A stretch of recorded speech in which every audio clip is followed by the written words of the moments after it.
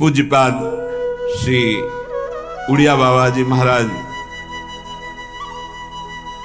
भक्त को या भगवान जानते हैं या भक्त जिसे अपना परिचय करा देता है वो जानता है, दूसरा नहीं जान सकता। बाहरी किसी भी चेष्टा से आप अनुमान केवल अपनी बुद्धि के बल के अनुसार लगा सकते हैं, स्थिति को नहीं जान सकते हैं।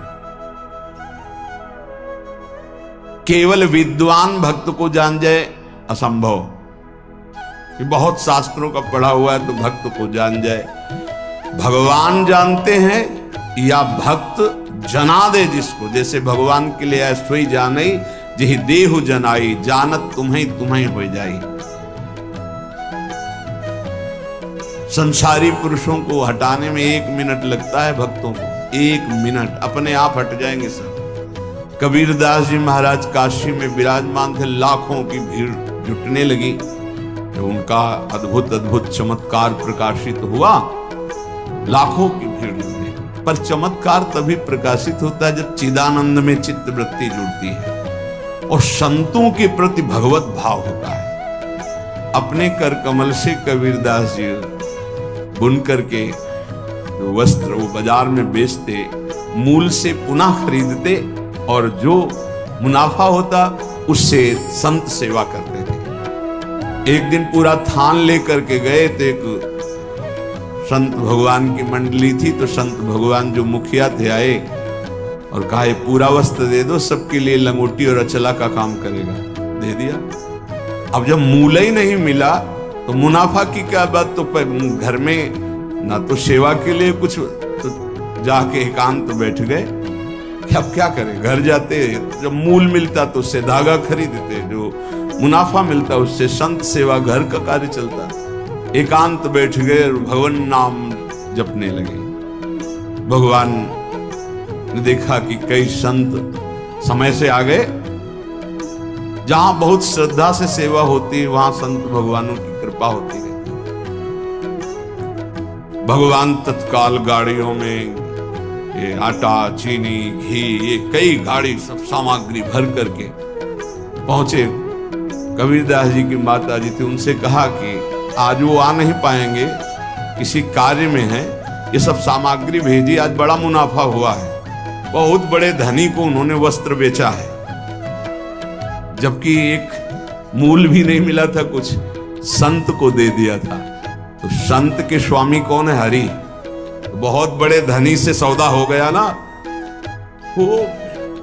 और कहा जब तक वो आए ना तब तक यहाँ के काशी के जितने भी विद्वान ब्राह्मण संत महात्मा सबके यहाँ सीधा एक कोतवाल होते हैं सूचना देने वाले संतों में, पूरी काशी में कि कबीरदास जी घी, चीनी ये और 2-2 मोहरे स्वर्ण की भेंट में। जहां कबीरदास जी एक झाड़ी में छुपे भजन कर रहे थे, वहां से कई लोग निकले, बोले धन्य है कबीर जी।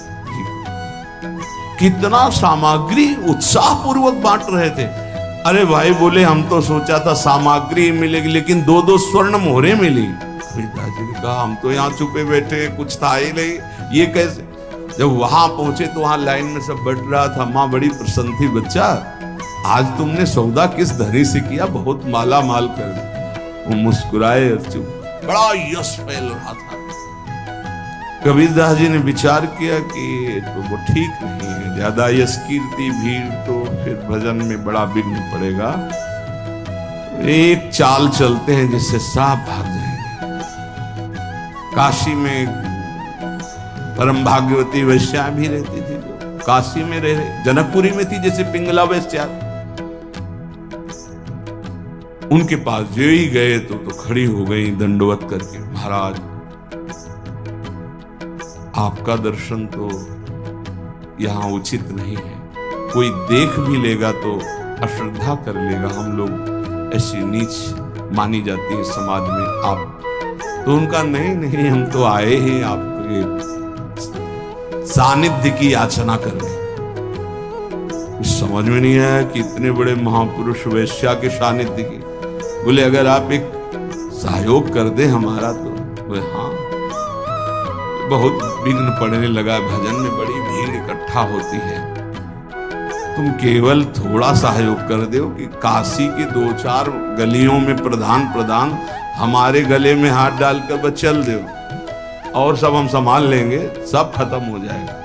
तो अब महाराज कोई पूछेगा नहीं, बोले इसीलिए कोई हमें पूछे ना, हम इसीलिए। तो महाराज हम तो निर्लज ही है, जहां चाहो चाहे, और आपके साथ हमें और कोई। गंगा जल भरा, थोड़ा उसमें रंग मिलाया, बीच बीच में गंगा जल का घूंट, और राजा तब काशी नरेश ने जब सूचना सुनी, शिष्य थे, ऐसा कैसे कर सकते गुरुदेव, ऐसा कैसे कर सकते, लाखों की श्रद्धा का नाश हो गया, ऐसा कैसे कर सकते। कोई दंडवत प्रणाम, कुछ जो भागवत जन थे वो कहते कि भाई कुछ भी हो, है इनकी लीला, हमारी दृष्टि में तो जैसे कल थे वैसे ही आज है, पर प्रायः बहुतायत में, अरे अब राजा को अश्रद्धा हो गई, नहीं ऐसा नहीं हो सकता, ऐसा नहीं कर सकते। बड़ा मतलब मन खिन्न था। पहुंचे वहां कबीरदास, उतर के साष्टांग दंडवत करता था, कोई दंडवत, गुणमानी संसार। तभी तो वह कह रहे उड़िया बाबा कि भक्त को केवल भगवान जानते या जना दे तो जानते। थोड़ी देर खड़े रहे, कमंडर से जल लिया, बोले शांत शांत शांत। रुका, महाराज ये क्या लीला है, अब क्या जमाना चाहते हो, हमने तो देख लिया ना आपको। बोले तुमने देखा ही नहीं, इस समय सेवा, जगन्नाथ जी की सेवा में थे, उनके वस्त्र में आग लग गई तो उसी को बुझा रहा था। उस समय घोड़े दौड़ा करके अपने गुप्तचरों को भेजा, पता लगाया, बोले हाँ महाराज कबीरदास जी पास ही थे, हाँ, तो उन्होंने तत्काल बुझा दिया, नहीं तो शरीर शायद भस्म हो जाता। बोले वो तो हमारे पास थे। बोले वो सिद्ध पुरुष है, भगवत प्राप्त महापुरुष है, आए साष्टांग दंडवत, बोले गलती हो गई, माफ हो गया। बोले आपको इसलिए मैंने अपना परिचय दिया है कि अगर राजा धर्म भ्रष्ट हो जाएगा तो ठीक नहीं है, ये तो बावरी प्रजा है। भक्त को केवल श्री भगवान जानते हैं, या भक्त जिसे परिचय करा दे तो जानते, अन्यथा जानना बड़ा मुश्किल है।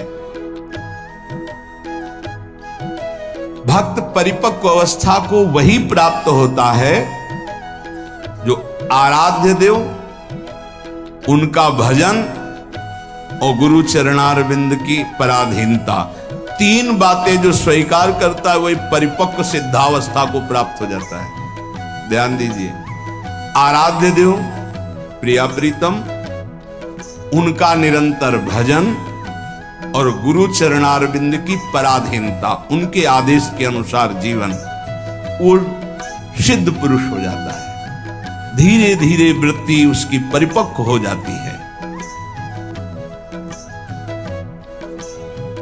उपासक को चाहिए मर भले चाहे जाए, लेकिन कभी किसी के आगे हाथ ना फैलावे। जिसको भगवत प्राप्ति करनी, भिक्षान्न के सिवा, भिक्षा के लिखा, भूख लगेगो मांग खाऊंगो, गिनो न सांझ सवेरो, ब्रजवासिन के भूख टूक और घर घर छाछ महेरो, ऐसो कब करी हो मन मेरो। इसके लिए तो आदेश है कि आप 5 घरों से जाकर अपने उदर का पोषण करने के लिए अन्न, अगर वो पैसा देता है तो उस समय नहीं लेना चाहिए। जैसे हम भिक्षा मांगने गए और किसी ने 50 रुपए निकाले, बाबा रोटी तो ना है, 50 रुपए कुछ खा ले, नहीं, हम रुपया लेने नहीं आए, रोटी हो तो दो, नहीं राधे श्याम चल दिए। भक्त वही परिपक्व अवस्था को प्राप्त होता है जो कभी ऐसे नहीं करता, अर्थ नहीं मांगता। भक्त की शोभा उसकी भक्ति है, ना कि धन वैभव कीर्ति, ये उसकी शोभा नहीं। ये तो जो जानते ही नहीं कि भक्ति किसे कहते, परमार्थ किसे कहते ना, आप आश्चर्य मानोगे। उनके पास खुद पता नहीं कि मेरे पास कितना पैसा है, कितना पैसा है, ऐश्वर्य है, ये भक्ति का परिचय होता है क्या? भक्त की शोभा भगवत प्रियता से है। ये लौकिक कीर्ति, लौकिक निर्माण, लौकिक संपत्ति से भक्ति की महिमा नहीं। अरे भाई 4 आश्रम है, 40 आश्रम है, 100 आश्रम, इससे नहीं है, स्थिति से है। भक्त की शोभा भक्ति से है, भगवत प्रियता से है। जब ऐसी भक्ति आती है तो भगवान उस भक्त के हाथ का खिलौना बन जाते हैं। भगवान उस भक्त के हाथ का खिलौना बन जाते हैं। रहे सर्वत्र एक समान, पर निज भक्तों के लिए छोटा है भगवान। भगवान अपने भक्तों के लिए सबसे छोटे बन जाते हैं और जैसा वो चाहता है भगवान वैसे खेलते हैं। भक्त 3 प्रकार के होते हैं, एक होते सकाम, एक होते निष्काम और एक होते प्रेमी। सकाम भक्त जो भगवान की आराधना लौकिक पारलौकिक भोगों की प्राप्ति के लिए करते हैं। ज्यादा मिठास नहीं इसमें मिठास नहीं होती। सकाम भक्ति में बड़ा कड़ुआपन लगता है जब वृंदावन की भूमि से देखे। अपने बेटे को जब भोजन पवाते हो तब क्या कामना होती तुम्हारे अंदर? बेटा पाले और स्वस्थ रहे। लेकिन जब भगवान को भोग लगाने के पहले ही सोचते हो ये बिहारी जो अगर ये काम मेरा बन गया तो तुम्हें भोग लगा देंगे। अखिल कोटि ब्रह्मांड के स्वामी तुम्हारे भोग के भूखे बैठे हैं। सौभाग्य है कि तुम्हारा भोग लगाने का भाव आ रहा है। अपने बेटे जैसा प्रभु को नहीं पवा सकते क्या? कोई भी माँ अपने बेटे को पवाती है, उससे पूछो तुम्हारी क्या कामना है? पागल हो, मेरा बेटा कामना क्या है? वो अच्छे से दूध पी ले, खा पी ले और खेले, यही वो खाए पिए, उसका घर है, मेरा बेटा है। क्या भगवान के द्वारा दी हुई सारी सामग्री तुम्हारे पास नहीं? क्या तुम श्री भगवान के अंश नहीं हो? क्या अपने प्रीतम प्रभु को ऐसे भोग लगाया जाता है? तय करके भोग लगाया जाता है? क्या आप अपने बेटे को, अपने पति को, अपने प्रियजनों को, अपने संबंधियों को ऐसा ही भोग लगाते हो? नहीं, कोई कामना नहीं होती और दुलार करके परोस परोस के पवाते हो कि जितना अधिक पाले मेरा बेटा अच्छा है। तो मेरे प्रभु तो सकामता में मिठास नहीं होती, एक लेन देन का व्यापार होता है, उसको प्रभु से कोई प्रियता नहीं होती, इसीलिए खास कोई बात नहीं है। पर इतना ही भगवान की महिमा है कि वो इनको भी उदार कह रहे हैं कि जो अर्थार्थी आर्त है, जिज्ञासु है, ज्ञानी है, उसमें आर्त और अर्थार्थी भी उदार ही हैं, क्योंकि वो मेरे से मांग रहे हो। वो भगवान की उदारता है। बकाया इसमें कोई स्वाद नहीं लगता, छरछराहट सी लगती है अंदर। आपको फूल बंगला बनवा देंगे, आप हमारा ये काम कर। अरे जिनके एक संकल्प से अनंत ब्रह्मांडों की सुगंध और पुष्प वाटिकाएं ऐसे देववन हैं कि आप लुभायमान हो जाएं, बेहोश हो जाएं, ऐसी सौरभ है वहां। कल्पतरु, मंदार, पारिजात आदि विविध वृक्षों से परिपूर्ण देववन, ऐसी ऐसी दिव्य वाटिकाएं। कैलाश की शोभा पढ़ो, वैकुंठ की भगवान का कितना बड़ा वैभव है। उनको तुम 2-4 लाख के बाहरी फूल मंगा के बिना सुगंध वाले नीले पीले रंग दिखाई देते, सौरभ थोड़ी। भगवान उससे प्रसन्न नहीं होते। सही मानो आज तक जो शास्त्रों में स्वाध्याय हुआ और संतों की कृपा से भगवान सिर्फ अपनेपन से प्रसन्न होते हैं, अपनापन। और वो अपनापन सकामी पुरुष दे नहीं सकते, बीच में पर्दा रहता है। भगवान और हम और भगवान आप हमारा ये काम कर दो, हम आपके लिए मंदिर बनवा देंगे। हाँ, ऊसर में बैठे हैं, तुम मंदिर नहीं बनवाओगे तो अभी, अरे भाई अनंत ब्रह्मांडों का सृजन केवल एक पलक झपकने में हो गया, जिनके भ्रकुटी विलास सृष्टि लय हुई। कैसा अपने बेटे के लिए घर कैसे बनवाते हो? इसमें बहू बेटा रहेगा, इसमें हम रहेंगे, इसमें बड़ा रहेगा, इसमें छोटा रहेगा। मंदिर भी हम ऐसे बनवाते हैं, भोग भी हम अपने बेटे जैसा लगाते हैं। अपनापन नहीं तो भगवान न भोग पाते हैं न मंदिर में बैठते हैं। ध्यान रखना, अपनापन सारा खेल भाव का है। लाला बाबू के जब श्याम सुंदर चंद्रमा ठाकुर जी विराजमान हुए तो मंत्रों के द्वारा प्राण प्रतिष्ठा हुई। लाला बाबू नजदीक गए और भाव में भरकर जे प्रभु को हृदय से लगाया। बोले आ गए प्रभु। बोले प्रमाण दीजिए। माखन जो भोग लगाने के लिए लाया गया था ऐसे माथे पे रख दिया। जब तक शरीर में गर्मी नहीं होगी तो माखन कैसे, पूरा माखन पिघल करके बह गया। बोले प्रभु आ चुके। प्रभु कहां थे? भाव। जहां भाव किया, भाव मेरे प्राणनाथ, मेरे जीवन धन। सकाम भाव में बहुत कड़वाहट है। वृंदावन की भूमि से देखने पर बहुत कड़वाहट है, वो कोई खास बात नहीं है। अरे भगवान के आंसू निकल आए महाराज। जब करदम जी ने 10,000 वर्ष तपस्या की और श्री भगवान प्रकट हुए, भगवान ने कहा मैं तुम्हारी तपस्या से बहुत प्रभावित हूं, वरम ब्रूहि, वरदान मांगो। तो उनका पत्नी चाहिए। तो आंसू निकल पड़े कि मेरी प्राप्ति, मेरे दर्शन का फल है। उसी से बिंदु सरोवर बना, भागवत में वर्णन है। तब अपनी तरफ से करुणा वरुणालय प्रभु ने कहा कि मैं तुम्हारा पुत्र होकर आऊंगा। और कपिल भगवान के रूप में आए और उपदेश करके परम कल्याण किया करदम जी का। सकाम भक्त जो लौकिक पारलौकिक विषयों की मांग पे मांग प्रभु से करते रहते हैं और भगवान की भक्ति भी करते हैं। वो भक्ति करते ही इसीलिए हैं कि ये करूंगा तो ये मिल जाएगा, ऐसा करूंगा तो ये मिल जाएगा। दूसरे हैं निष्काम भक्त। ये मीठे हैं। निष्काम भक्त, इसमें मिठास है क्योंकि ये केवल दो के लिए ही साधना करते हैं। या तो ज्ञान प्राप्त होकर मोक्ष की प्राप्ति हो जाए या भगवत प्राप्ति हो जाए। दो ही होते हैं निष्काम में। ये निष्कामता की मांग दो प्रकार की, इसमें भी मांग है मैं मुक्त हो जाऊं या भगवान को प्राप्त हो जाऊं, सारिष्ट सामीप्य सारूप्य आदि मोक्ष। लेकिन तीसरे जो भक्त हैं ये मीठे ही नहीं हैं, ये रस भरे हैं, जिनको प्रेम लक्षणा भक्ति कहते हैं। ये सारिष्ट सामीप्य सायुज्य एकत्व आदि कैवल्य पदादि भी दीयमानम न गृह्णन्ति बिना मत सेवनम जनाः। ये सब मोक्ष पदवी देने पर भी स्वीकार नहीं करते। आपके स्वयं देनी चाहिए। इनका जो स्वरूप है सदा सर्वदा प्रेमोन्मत्त रहते हैं। सकाम भक्त मिठास नहीं, निष्काम भक्त मिठास युक्त, क्योंकि मोक्ष पदवी अखंडानंद, भगवत प्राप्ति परमानंद। लेकिन इनसे भी बढ़कर के जो दीयमानम न गृह्णन्ति बिना मत सेवनम जना, वो प्रेमी भक्त, वो रसोन्मत्त रहते हैं। प्रेमी भक्त वो प्रेम रस सीधा वृंदावन प्रदान करता है, गुरुदेव प्रदान करते हैं, प्रेमी महाभागवत जन प्रदान करते हैं।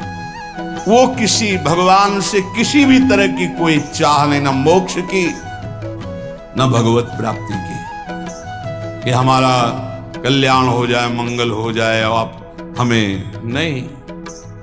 बस जेहि विधि प्रभु प्रसन्न मन होई, करुणा सागर की जसोई। जिस तरह आपका मन प्रसन्न हो, आपको लगे कि दर्शन देना है तो आ जाना, आपको न लगे मत आना। बस हम रो रो करके आपके नाम को पुकारते रहेंगे, आंसुओं से भिंगो भिंगो कर नाम जपते, राधा राधा राधा। हमें कुछ नहीं चाहिए, आपको आना हो आ जाना, आपको ना आना हो, हम रोते रहेंगे, पुकारते रहेंगे, ये हमारा विषय है। पर वो आप स्वतंत्र हो। जे विधि प्रभु प्रसन्न मन होई, करुणा सागर की जैसे। ये बहुत ऐसे भक्त भगवान को अधीन कर लेते, क्योंकि भगवान का एक नाम है प्रेमाधीन, प्रेम के अधीन हो जाने वाले। सृष्टि स्त्यंत कारणीम ब्रह्म विष्णु शिवात्मिकाम सायाति संज्ञाम भगवान एकेव जनार्दन। हमारे प्रभु ही जब सृष्टि रचना का समय आता है तो ब्रह्मा रूप धारण कर लेते हैं, पालन करने के लिए विष्णु रूप धारण कर लेते हैं, और विनाश लय करने के लिए रुद्र रूप शिव रूप धारण कर लेते हैं। इसलिए हमारे प्रभु महान जगन नियंता हैं। ऐसा भाव उपासक के जब हृदय में आ जाता है तो किसी अन्य का आश्रय नहीं लेता, अन्य का आश्रय नहीं लेता। सही बात मानो, माया का बड़ा प्रभाव है। आप सोचो इस जगत में कितने धनी होंगे, जितना त्रिभुवन में आप धन देख रहे हैं कुबेर जी के एक खजाने के कोने में रखा है। अपार धन वैभव के स्वामी, रिद्धियां सिद्धियां नौ निधियां कुबेर, और जितना कुबेर के खजाने में लक्ष्मी जी के चरण के एक चिन्ह में है, ऐसी महालक्ष्मी स्वयं भगवान के चरण चापती रहती हैं। ऐसे भगवान के सेवक के सामने कुछ समझ में आएगा उसको? सुरपति नरपति लोकपति जिनके भाव है घास। क्यों? क्योंकि ऐसे प्रभु के सेवक हैं। यहां जो वर्णन किया जा रहा है कि उन्हीं से ब्रह्मा, उन्हीं से विष्णु, उन्हीं से रुद्र, वो हमारे स्वामी हैं। अब हम किसका आश्रय लें, किसके आगे हाथ पसारें, किसकी तरफ देखें? समझो, जो संसार में जो कुछ भी है, इसकी प्राप्ति के लिए जो भगवान का भजन करते हैं, वो बहुत अनजान में है। जैसे हीरे के बदले कांच लेना चाहते हैं, ऐसे भुलावे में है। मणिगण पुंज ब्रजपति छाणत हित हरिवंश कर गई कंज। नाम जप कर रहे हैं और चाहते हैं संसार की वस्तुएं, तो मानो महान कीमती मणि के बदले में कांच खरीद रहे हैं। जो अपनी कीर्ति, अपनी प्रतिष्ठा, भगवदी आनंद को छोड़कर लौकिक आनंद की चाह के लिए भजन करते हैं, वो भी बड़े भुलावे में हैं। सच्चा उपासक सर्वत्र भगवान को देखते हुए, सब में भगवान को देखते हुए, कोई चाह न रखते हुए, निरंतर भगवान की प्रसन्नता के लिए भजन करते हैं। इससे मेरी प्रिया जो प्रसन्न हो जाए। जो हमारा भजन का मतलब क्या है? पुकारना, राधे श्याम, राधा वल्लभ, राधा राधा राधा। हम पुकार रहे हैं, अपने स्वामी का स्मरण कर रहे हैं। कहीं भी महत्व ना हो जाए, कहीं ना महत्व हो। बहुत विचित्र माया है ये। हम बार बार प्रार्थना कर रहे हैं, इस बात को आप कृपा करके समझने की चेष्टा करें। प्रभु के समान सिर्फ प्रभु हैं, दूसरा कोई नहीं। इतना बात समझो, प्रभु के स्थान पर कोई ना आ जाए। ये बड़ी माया प्रवीण है कि प्रभु के स्थान में कोई वस्तु, व्यक्ति स्थान भेज सकती हो, कोई भी। बस आपकी चतुरता इसी में कि प्रभु के स्थान में केवल प्रभु रहने चाहिए। ये आप देख लीजिए, इसकी पहचान है कि जब वो प्रभु से बढ़कर कोई वस्तु बना के माया भेजेगी तो प्रभु को भूल जाओगे आप। आपकी दृष्टि में जहां प्रभु से बढ़कर हुई, तहां प्रभु को भूल जाओगे। प्रभु को भूल गए तो अभी आपकी भक्ति बहुत ही कमजोर है। अब आप ये देख लीजिए, जब आप टीवी देखते हैं तो आपका निरंतर मंत्र चलता है। जब आप किसी से बात करते हैं तो वृत्ति भगवान में होती ही नहीं। जब आप भोजन करते हैं तब वृत्ति भगवान में होती है। जब आप चल रहे होते हैं तो वृत्ति कहां होती है? ये सब बातें, अगर आप किसी व्यक्ति से बात कर रहे हैं, प्रभु को भूल गए अंदर से, तो व्यक्ति बड़ा हो गया, प्रभु का स्मरण छूट गया, प्रभु छोटे हो गए। आप कोई रुपया, पैसा, भोग सामग्री, कोई दृश्य, मनोरंजन, प्रभु का नाम छूट गया, वो ज्यादा हो गया। किस कोटि के भक्त हो? माया के एक प्रापंचिक विषय में इतनी सामर्थ्य आ गई को भगवान को भुलवा दिया, तो तुम्हारी निष्ठा कहां रही, तुम्हारा चिंतन कहां रहा? जरा इस कसौटी पे कसो अपने को, इस कसौटी पे देखो। ये देखी हुई बात यहां की कहते हैं। इस कसौटी पे कस के देखो। टीवी चल रही हो, आप देख रहे हो, आपका बिल्कुल कोई भी दृश्य चित्त अपहरण न करने पावे। हर सेकंड आपका मंत्र चल रहा है, विजयी। बाजार में घूम रहे हो, सब कुछ देख रहे हो, लेकिन मंत्राकार वृत्ति, विजयी। कोई व्यक्ति सामने है, उससे बात कर रहे हो, लेकिन भाव में एकदम भरे हुए, एकदम भगवान का विस्मरण, एक सेकंड का, विजयी। अच्छे अच्छे पदार्थ सामने रखे हैं, खा रहे हो, लेकिन चिंतन प्रभु में विजयी विषयाम गृहणंत मुंचंतुआ। ए भगवत पार्षद हो, कोई साधारण नहीं हो तुम, भगवत अंश हो, भगवत पार्षद हो। अपने स्वरूप को पहचानो, जागो। ये माया तुम्हें परास्त नहीं कर सकती, तुम स्वयं परास्त होना सीख गए हो, इसलिए परास्त हो रहे हो। तुम्हें कोई परास्त नहीं कर सकता। भगवत शक्ति संपन्न हो, भगवत अंश हो। हमारी बात को समझना, यहां कितना छोटा स्वरूप भगवान का बना लिया गया कि खान पान की थोड़ी सामग्री भगवान को भुलवा सकती है। एक साधारण प्रियता वाला व्यक्ति भगवान को भुलवा सकता है। वो अपना स्थान इतना जोर कर लेगा, प्रभु भूल जाएंगे। कौन, कैसे भक्त हो? अरे जिनके एक इच्छा मात्र से ब्रह्मा विष्णु महेश सृजन पालन संहार करते हैं, वो हमारे प्रभु हैं, स्वामी हैं। उनका विस्मरण हो गया, ऐसी कोई वस्तु आ गई। इसलिए नारायण स्वामी कहते, ब्रह्मादि के भोग सब विष समो लागत ताही, नारायण ब्रज चंद की लगन लगी है जाही। जीवन का लाभ क्या है? अखंड स्मृति। उसको हानि में क्यों बदल रहे हो?